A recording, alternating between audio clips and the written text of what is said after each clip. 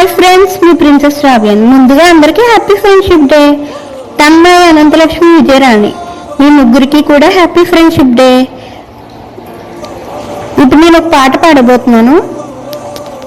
పాదమెటు పోతున్నా పైన మందాకైనా అడుగు పడబడుతున్నా తూడరాగా చిన్ని ఎడబాటైనా కంట తడి పెడుతున్నా గుండె ప్రతిలయలోన నీవులేనా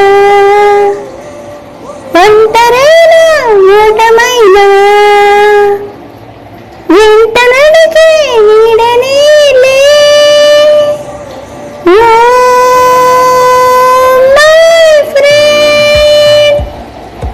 తడి కన్నులని తడిచిన నేస్తమా.